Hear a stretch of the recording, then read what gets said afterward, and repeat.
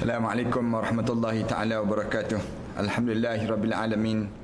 Wassalatu wassalamu ala asyrafil anbiya'i wal mursalin wa ala alihi wa sahbihi ajma'in. Subhanaka la ilma lana illa ma 'allamtana innaka antal alimul hakim. Rabbi shrah li sadri wa yassir li amri wahlul 'uqdatam min lisani yafqahu qawli. Rabbi yassir wa la tu'assir wa tammim bil khair, amma ba'd. Para penonton dan sahabat-sahabat yang dirahmati dan disayangi sekalian, alhamdulillah kita syukur pada Allah kerana kita diberi lagi peluang oleh Allah untuk kita berada dalam bulan Syawal, setelah mana kita PKP kita berada dalam sebelum daripada Syawal, sebelum daripada Ramadan, kemudian kita masuk dalam bulan Ramadan dan kini kita berada dalam bulan Syawal. Alhamdulillah, pada malam-malam yang biasa kita berada pada malam-malam yang tiada program yang khusus, kita akan berbicara tentang mengenai perjalanan kita ke alam barzah. Dan saya sendiri telah sebut pada kita semua bahawa kenapa kita berbicara tentang tajuk ininya ialah dengan tujuan nak suruh kita ni sentiasa hidup dalam keadaan bersiap. Bersiap untuk kita dipanggil menghadap di hadapan Allah. Sebab ramai di kalangan kita, apabila kita hidup di atas dunia ni, kita jadi leka dan kita jadi hanyut terhadap dunia. Kadang-kadang dunia kita ni menjadikan diri kita ni leka terhadap keadaan yang kita lalui dalam kehidupan kita seharian. Kita jadi hanyut dengan dunia. Sedar-sedar kita telah dipanggil menghadap depan Allah.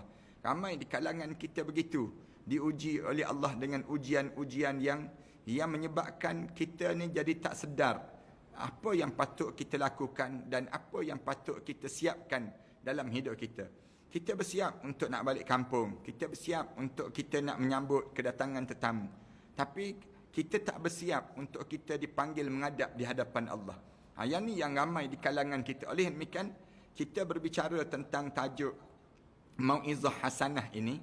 Mau'izah setiap-tiap malam-malam yang kita di antara maghrib dan isyak, ataupun di antara malam-malam lah, saya jadikan malam ini untuk kita membicarakan tentang tajuk sebegini, dengan tujuan nak suruh saya dan tuan-tuan semua, kita semua ni sentiasa membuat bekalan. Ada bekalan dalam hidup kita. Para penonton dan sahabat-sahabat sekalian, semenjak daripada PKP sampailah pada malam-malam sebegini, kita telah bicarakan tentang mengenai bagaimana saat kita dekat nak meninggal dunia. Kemudian lepas pada tersebut kita cerita tentang mengenai bagaimana saat sakarat. Kemudian lepas pada tersebut kita sambung lagi, kita bicarakan tentang mengenai bagaimana saat nyawa kita direntak keluar. Kemudian kita bicarakan lagi saat mana jenazah kita diusung. Kemudian kita bincang lagi tentang bila jenazah kita diturunkan ke dalam liang lahat, bagaimana keadaan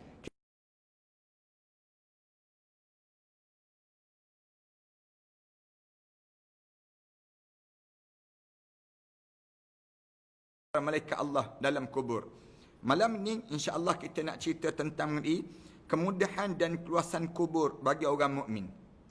Bila kita sebut kita mukmin, Allah bagi pada kita masuk saja dalam kubur, kubur kita berubah menjadi taman pada taman-taman syurga. Yang menyebabkan kita akan terbayang gambaran syurga tu macam mana pada diri kita. Bagaimana keadaan untuk kita dapat nikmat yang sedemikian rupa. Dan amalan apa yang menyebabkan kita dapat keluasan, kelapangan pada kita saat mana kita menghadap di hadapan Allah Subhanahu Wa Taala, ditinggal seorang-seorang dalam kubur, menyendiri seorang-seorang. Tuan-tuan tak pernah ke dalam hidup kita ni kita bercakap tentang mengenai alam barzah meremang bulu roma kita. Kita bercakap saja tentang mengenai suasana kita diletakkan jenazah kita seorang-seorang, orang timbus jenazah kita ni dengan tanah, kemudian ditinggalkan kita. Tiba-tiba kita nak suruh kubur kita ni di antara tempat-tempat yang nikmat, waktu mana kita menghadap di hadapan Allah. Kalau kita sentiasa bayangkan suasana demikian, itu tanda cerdik lah. Cerdik macam mana saat mana kita dalam kubur, nak suruh jadi luas kubur kita. Jangan ada kalajengking, jangan ada ular yang datang membelik jasad jenazah kita. Waktu mana kita dalam kubur, saat mana kita ditinggalkan, kubur kita ni jadi luas, lapang terus. Kenapa lapang terus? Kan amalan yang kita buat di atas dunia ini sendiri. Ini di antara tajuk yang kita bincang. Macam mana nak jadikan kubur kita jadi demikian?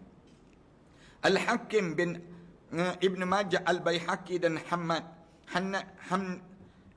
Hannad menuturkan riwayat daripada Hani cerita, dia berkata bahawa jika Osman berdiri di sisi sebuah kubur, Sayyidina Osman dia akan menangis hingga janggutnya basah.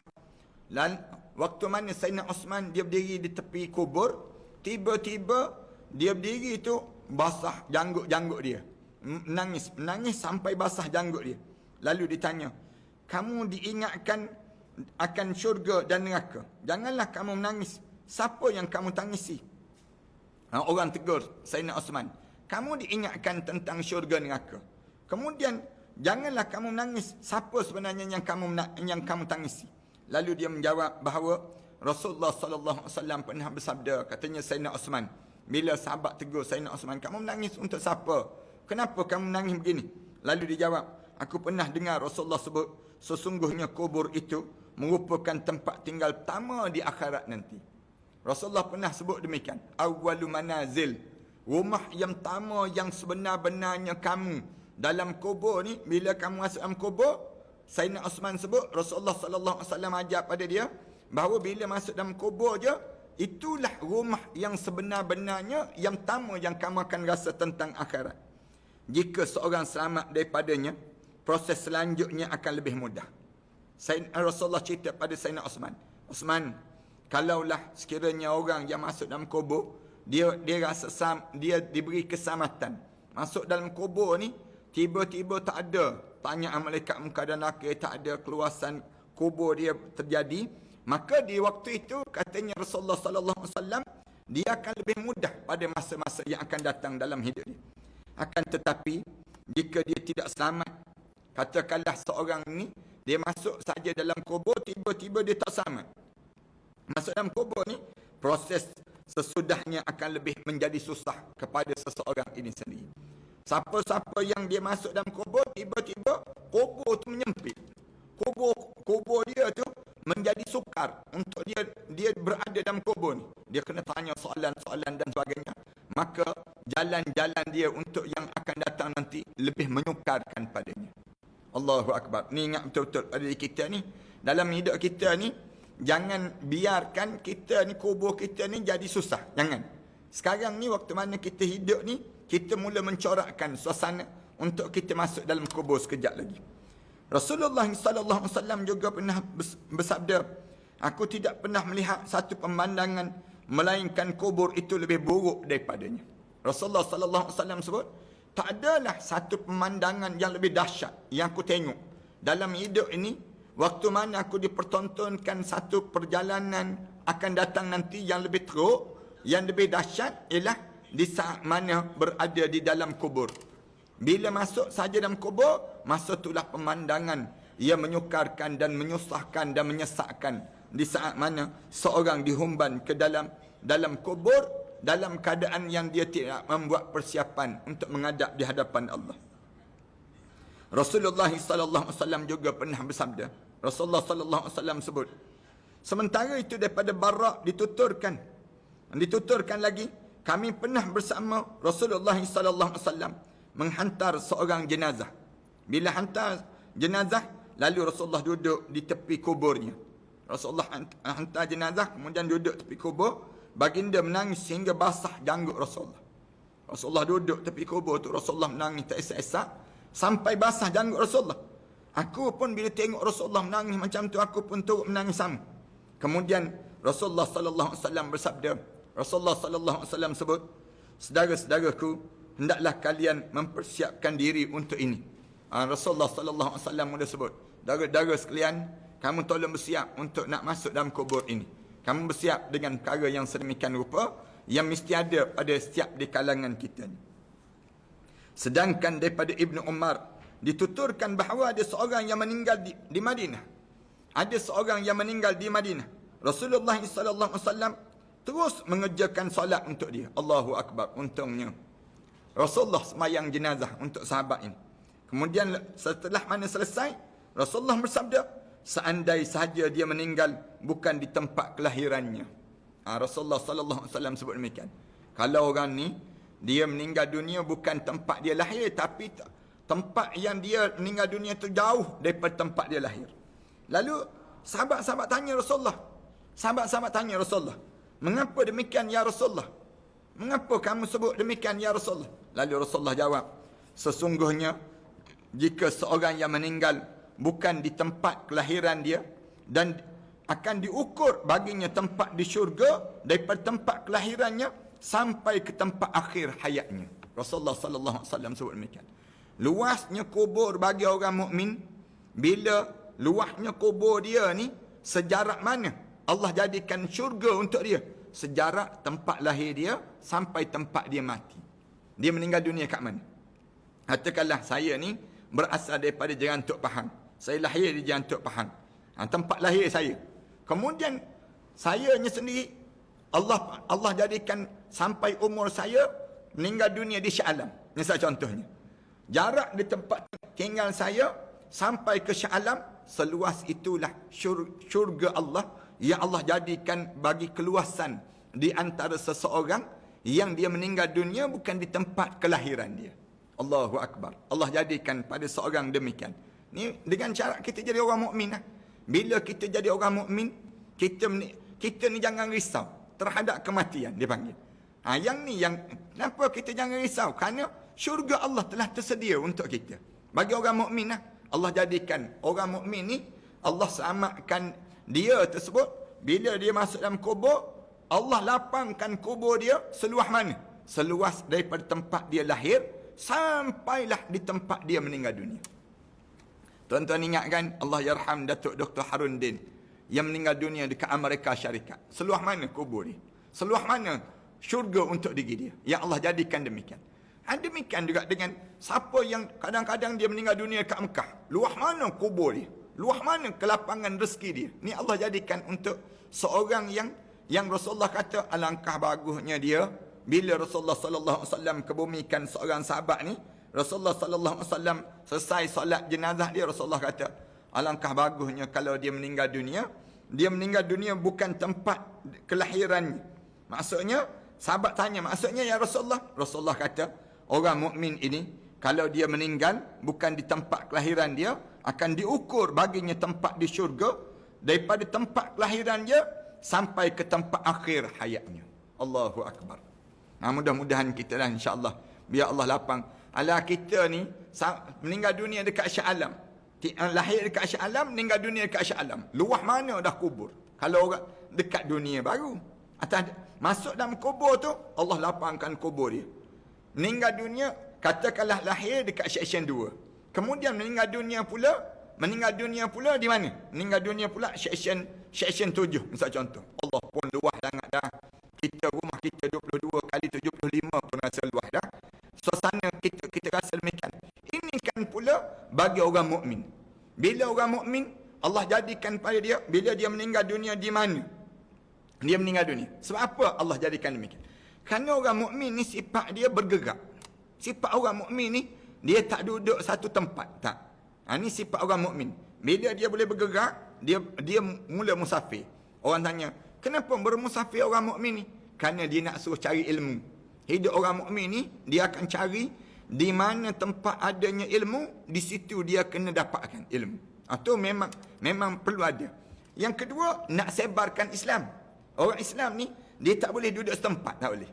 Sebab tu saya puji orang Cina, misal contohnya. Orang Cina daripada negara Cina. Merata dunia ada orang Cina. Saya puji orang Pakistan, misal contohnya. Orang India. Yang merata dunia pergi ke mana pun ada restoran Islam. Restoran yang makanan orang Islam yang sediakan. Ini contoh-contoh yang mudah lah dalam hidup kita. Ataupun dengan apa lagi? Dalam hidup kita, orang Kelantan yang berhijrah, orang negeri Kedah yang datang ke tempat lain. Semua ni dengan tujuan apa? Tujuan yang pertama, yang cari ilmu. Yang kedua, untuk sebarkan Islam. Yang ketiga baru kerja, dia panggil. Tapi sayangnya orang kita ni, dalam hidup kita ni, kerja sebab yang utama. Kerja sebab yang utama. Zaman-zaman dahulu, orang ni bergerak. Imam Syafi'i bergerak daripada kota Baghdad sampai meninggal dunia dekat Mesir. Imam Syafi'i rahimahullah.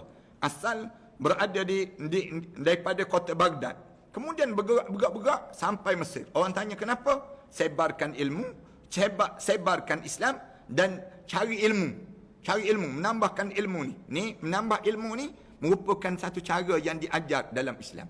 Maka Islam ajar daripada duit zakat boleh dapatkan pada orang yang dipanggil Ibn Sabil. Orang yang hidup dalam keadaan berjalan, mencari ilmu ni, mereka dapat duit-duit zakat ini sendiri. Hasil daripada mana? Hasil daripada yang namakan dengan mencari ilmu dan mencari ilmu.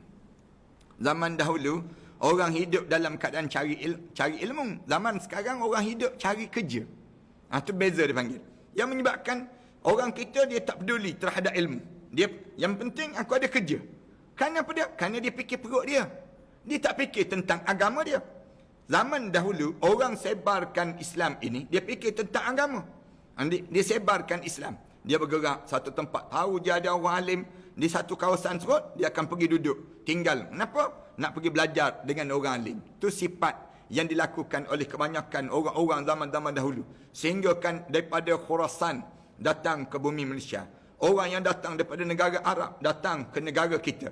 Dia bukan kerana apa dia? Nak sebarkan Islam. Dan nak suruh orang kita ni bila hidup di atas dunia ini sibuk cari nak tegakkan agama Allah Subhanahu Wa Taala. Suasana kita lah. Kadang-kadang orang kita ni jalan jauh. Kenapa? Cari jodoh rupa-rupanya. Cari jodoh. Dia bukan cari ilmu. Ni yang ada juga di kalangan kita. Sebab tu kita ni kalau berpindah randah, guna sebab ni. Pindah. Daripada kita duduk tempat yang tak ada ilmu. Suasana orang yang tak belajar. Kita pun cari mana orang belajar. Mana orang yang mengajar. Kita pergi duduk, kita tumpang ilmu di kalangan orang saleh tadi. Itu cara demikian pada kita. Kemudian sebagaimana diriwayatkan oleh Ibn Mas'ud, Rasulullah sallallahu alaihi wasallam juga bersabda, bagi orang yang asing yang meninggal tidak di tempat kelahiran dia, akan diluaskan kuburnya sejauh keberadaan dan dari keluarganya. Luah mana? Luah mana pada seorang tersebut? Rasulullah sallallahu alaihi wasallam sebut, siapa-siapa yang meninggal dunia, lalu Allah luaskan kubur dia. Kubur dia tu, dia meninggal dunia jauh daripada keluarga dia. Di antara tempat dia meninggal dunia sampai tempat keluarga dia, sejarah itulah kubur dia menjadi taman pada taman-taman syurga. Allah jadikan demikian pada seorang. Itu sebab yang kedua lah. Sebab yang kedua, bagaimana keluasan kubur yang Allah jadikan pada setiap mukmin. Kalau kita tanya, luah mana Ustaz? Luah mana kubur yang dalam kita ni Allah kurniakan pada kita? Seluas mana? Seluas yang namakan dengan tempat kita lahir, tempat keluarga kita berada, sampailah tempat kita meninggal dunia. Di mana? Itu cara demikian. Kadang-kadang ada orang yang meninggal dunia saat mana dia sedang pergi kerja. Dia kerja, kemudian cari rezeki, kemudian dia berada luar negeri. Misal contohnya, dia meninggal dunia di tempat tersebut. Bila dia meninggal dunia tempat tersebut, orang tanya, orang tak tahu keluarga dia kat mana. Lalu dikebumikan jenazah dia di tempat dia tadi. Lalu luas kubur dia ni seluas mana? Seluas daripada tempat dia dikebumi sampai pada rumah keluarga dia yang berada tersebut.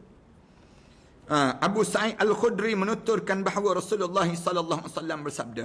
Rasulullah sallallahu alaihi wasallam sebut lagi, sesungguhnya kubur itu merupakan salah satu di antara taman-taman syurga ataupun salah satu daripada lubang-lubang neraka. Disebut demikian. Maknanya kita diajar supaya hiasi sekarang kubur kita. Macam mana kita nak jadikan kubur kita ni taman pada taman syurga ke ataupun kawah kepada kawah-kawah neraka? Bagi kita. Sementara Ibn Umar radhiyallahu anhu menuturkan bahawa Rasulullah sallallahu alaihi wasallam bersabda, kubur itu boleh menjadi salah satu daripada lubang neraka Jahannam ataupun salah satu di antara taman-taman syurga. Disebut demikian. Orang mukmin bila masuk dalam kubur, kita harap kita lah insya-Allah. Setiap di kalangan kita ni bila meninggal dunia saja masuk kubur di antara taman pada taman-taman syurga, bukan di antara kawah kepada kawah-kawah neraka. Kemudian disebut lagi Ibn Abi Shaybah dalam Musannif As-Sabuni dan juga daripada Ibn Al-Mundah menuturkan bahawa Ali bin Abu Talib karramallahu wajhah pernah berkhutbah seraya menuturkan kubur itu boleh menjadi salah satu daripada lubang neraka ataupun salah satu daripada taman-taman syurga. Ketahuilah kubur itu bercakap dengan setiap di kalangan manusia ini sebanyak 3 kali setiap hari. Kubur ni sebut demikian. Dia berkata, aku adalah rumah cacing, rumah gelap dan rumah yang menyeramkan. Abu Hurairah menuturkan daripada hadis Rasulullah sallallahu alaihi wasallam, baginda bersabda, di dalam kuburnya seorang mukmin berada dalam sebuah taman yang berwarna hijau. Dalam kubur ni, bila masuk saja dalam kubur, seorang mukmin tersebut akan masuk dalam taman yang indah yang berwarna hijau, memukau pandangan mata. Kemudian kuburnya meluas sehingga 70 depa serta diberikan penerangan seperti cahaya bulan purnama pada malam hari. 70 depa ni sama dengan 500 kaki, lebih kurang 500 kaki. Allah jadikan demikian. Maknanya nak sebutnya, bila masuk dalam kubur, Rasulullah sallallahu alaihi wasallam sebut, tiap-tiap hari kubur ni panggil nama seorang. Panggil sebanyak berapa kali? Panggil 3 kali sehari. Aku rumah yang hening, aku rumah yang sempit, aku tempat yang penuh dengan cacing. Disebut demikian. Bila sebut saja begitu, Rasulullah sallallahu alaihi wasallam sebut pula, dalam kubur orang mukmin berada dalam sebuah taman. Rasulullah sebut demikian. Bila orang mukmin masuk dalam kubur, mudah-mudahan kita dah yang dipilih oleh Allah untuk menjadi orang mukmin insya-Allah. Bila masuk dalam kubur saja, Rasulullah kata, kubur dia akan berubah menjadi warna hijau, taman-taman yang cantik, suasana yang indah pada diri mereka tersebut, dan diberi penerangan seperti cahaya bulan purnama pada malam hari. Terang je dia tu. Macam kita duduk tengah-tengah bulan, tengah-tengah 15 Syawal misal contohnya. Terang je bulan tersebut. Macam itulah dalam suasana yang kita berada dalam kubur nanti. Allahu Akbar. Mudah-mudahan kita dapat nikmat ini insya-Allah. Allah kurniakan pada kita. Kemudian Muaz, sebagaimana yang diceritakan oleh Ibn Al-Ma'bad, pernah bertutur, aku pernah berkata kepada Aisyah radhiyallahu anha, aku pernah tanya Aisyah, beritahulah kami tentang kubur, apa yang diberikan dan apa yang diperlakukan terhadapnya. Muaz ni dalam banyak ramai-ramai orang, bila dia berjumpa dengan Sayyidatina Aisyah radhiyallahu anha, dia tanya Aisyah, boleh tak cerita pada kami tentang kubur? Dalam kubur ni ada apa? Suasana apa yang akan berlaku? Tengok cara sahabat kan. Cara sahabat dia nak belajar, nak tahu. Kita ni kalau berjumpa dengan orang, kita akan sibuk tanya, balik kampung tak balik kampung tahun ni? Kita tanya soalan demikian. Kita ni bila kita berjumpa dengan orang, kebanyakan di kalangan kita sibuk makan kuih raya apa? Kita tanya demikian. Anda kita tanya, tolong cerita pada saya tentang kubur. Allahu Akbar. Kalau ada orang tanya soalan demikian, tanda kita ni orang yang sentiasa cerdik, dia panggil. Orang yang fikir terhadap akhirat Allah. Kerana sampai peringkat bila orang berjumpa dengan kita, orang akan gambar terus. Orang ni orang yang sentiasa ingat pada kubur ni. Orang yang sentiasa berhati-hati dalam hidup dia ni. Mesti orang yang sentiasa dalam hidup dia fikir, macam mana nak suruh selamat, macam mana nak suruh selamat dalam hidup mereka. Aisyah radhiyallahu anha, bila Muaz tanya soalan demikian, Aisyah jawab terus, jika dia seorang mukmin, akan dilapangkan kuburnya seluas 40 depa. Disebut demikian. Seluas 40 depa ni sama dengan 240 kaki. Allah jadikan kubur dia ni, luas mana kubur ni? Aisyah kata seluas 240 kaki. 240 kaki ni luas. Nak sebutnya besar istana raja ataupun agung tu jauh lebih hebat lagi daripada suasana yang dirasakan di atas dunia ini sendiri. Al-Qurtubi mengatakan bahawa yang demikian itu berlaku setelah adanya penyempitan kubur. Imam Qurtubi kata, berlakunya lapangnya kubur kita ni bila kita turun, kita kena sekali poing sekali tersebut, berlaku dah himpitan kubur. Selesai himpitan kubur, baru dilapangkan kubur kita. Itu pandangan Imam Qurtubi rahimahullah. Imam Qurtubi rahimahullah, dia kata, semuanya nikmat kubur yang kita dapat ke, azab kubur yang kita dapat ke, berlaku bila dah selesai dah himpitan kubur. Bila dah selesai himpitan kubur, maka berlakulah yang disebut, yang namakan dengan yang digambarkan dengan lepas pada selesai himpitan kubur, berlakulah yang namakan dengan keluasan kubur bagi orang mukmin itu sendiri. Allahu Akbar.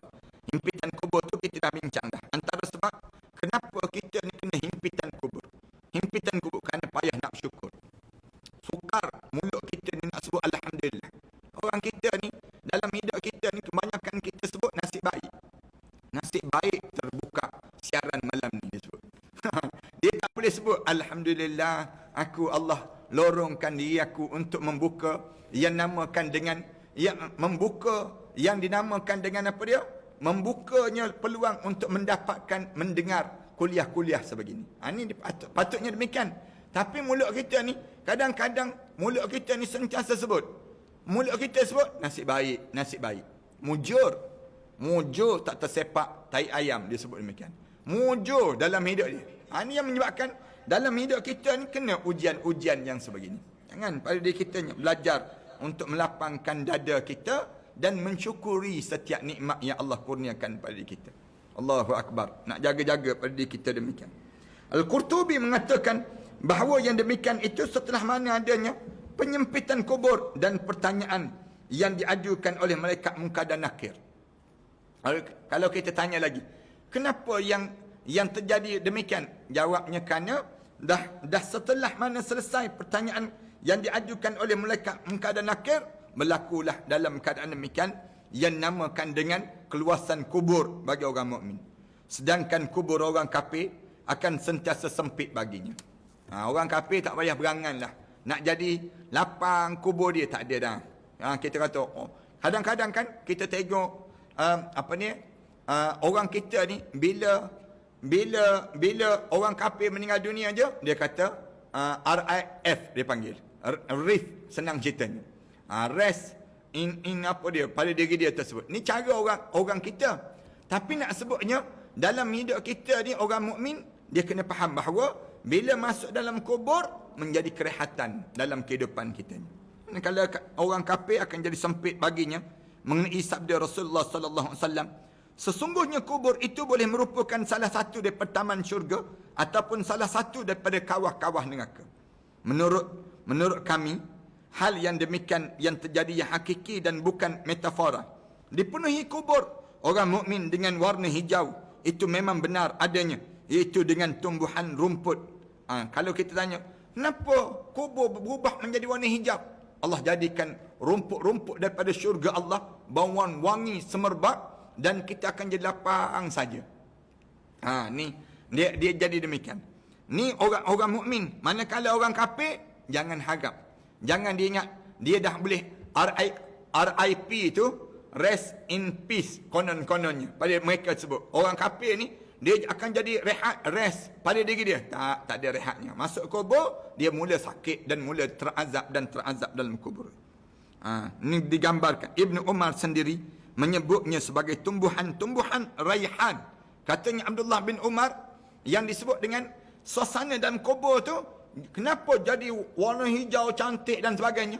Karenanya ini datang daripada tumbuhan raihan daripada syurga Allah Subhanahu wa taala. Mudah-mudahan kita dapat nikmat ni insya-Allah. Mudah-mudahan. Sebahagian ulama berpendapat bahawa hal itu pandangan simbolik saja, metafora saja. Maksudnya bagi orang mukmin hal itu adalah keringanan pertanyaan. Kemudian jawapannya kesejahteraan, kehidupan yang baik dan keselesaan di dalamnya hingga dia dapat melihat sejauh pandangan matanya. Bagi orang mukmin bila tengok saja suasana dalam kubur tersebut, dia nampak Allah sejauh pandangan mata, keluasan bagi kubur mereka tersebut Allah jadikan demikian. Al-Qurtubi mengatakan pendapat yang pertama itu adalah lebih tepat dibandingkan dengan pendapat yang kedua. Walaupun sekalipun yang pentingnya kubur kita ni menjadi taman pada taman-taman syurga dan jangan jadi kawah kepada kawah-kawah neraka. InsyaAllah kita akan sambung dalam membicarakan tajuk ini pada malam-malam yang kita akan lalui, malam-malam di PKP ini. InsyaAllah kita akan cerita tentang mengenai suasana-suasana kita dalam kubur. Bagaimana keadaan dalam kubur dan bagaimana nak suruh selamat kita dalam kubur. Tiap-tiap malam perhatian sekalian kita akan lalui sementara kita dalam tempoh di mana masjid tak ada lagi kuliah dan sebagainya ini, dan kita akan teruskan, kita akan sebut pada diri kita ni insya-Allah. Mudah-mudahan dia akan bawa kebaikan pada kita semula insya-Allah. Terima kasih di atas kesempatan yang baik ini. Mudah-mudahan Allah panjangkan lagi umur kita dan Allah masukkan kita di kalangan hamba Allah yang saleh. Tuan-tuan, sebelum kita baca doa ni insya-Allah kita nak sebut dan kita nak maklumkan bahawa ibadah korban lepas pada raya Aidilfitri kita akan hadapi raya korban pula. Kami di matan ini kami sediakan kambing dan juga lembu untuk dibuat ibadah korban insya-Allah. Tuan-tuan boleh terus hubungi talian 014 8111 4 kali 32 hujung tersebut. Untuk kambing sejumlah lebih kurang RM1,000 seekor. Kambing ni saya sendiri insya-Allah akan terlibat dalam penyembelihan. Kemudian lembu pula sama juga. Lembu ni satu bahagian dengan RM700. InsyaAllah bermula dengan RM700. Kita akan maklum sedikit demi sedikit lah perkembangan keadaan yang kita dapat lembu-lembu dan sebagainya. Ini di antara kita dah keluarkan maklumat ini. Tuan-tuan bolehlah menghubungi di talian 014 8111 4 kali 1 tu 32. Hujung tu 32 insyaAllah. Tuan-tuan boleh dapatkan maklumat untuk ibadah korban ni pula. Kita nak menyambut Aidil Adha insyaAllah. Dan tahun ini mungkin dalam suasana kita ni payah orang kita nak melaksanakan ibadah haji. Kita nak buat ibadah haji. Boleh jadi kerajaan Saudi hanya membenarkan di kalangan orang-orang tertentu saja. Dan kita ni tak tahu lagi macam mana keadaan. Tapi yang confirm ibadah korban kita akan laksanakan. Di mana kami di Ma'had Tahfiz An-Nabawi ni kami dapatkan kawasan tanah untuk ternak kambing-kambing dan ternak lembu.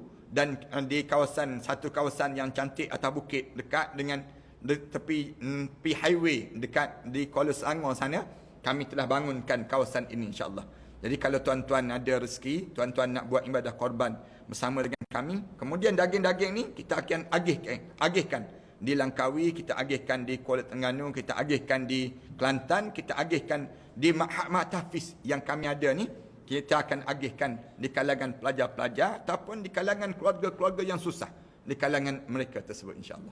Mudah-mudahan Allah jadikan kebaikan pada kita. Tuan-tuan dapatkan terus iklan ni, adalah iklan ni dan kita akan sebarkan sedikit demi sedikit insya-Allah. Bismillahirrahmanirrahim. Alhamdulillahirabbil alamin. Wassalatu wassalamu ala asyrafil anbiya'i wal mursalin wa ala alihi wa sahbihi ajma'in. Rabbana iftah bainana wa bain qaumina bil haqq wa anta khairul fatihin. Rabbana zalamna anfusana wa illam taghfir lana wa tarhamna lanakuna minal khasirin. Rabbana wa tub alaina innaka antat tawwabur rahim. Rabbana atina fid dunya hasanah wa fil akhirati hasanah wa qina adzaban nar. Sallallahu ala Muhammad wa ala alihi wa sahbihi wasallam. Alhamdulillahirabbil alamin.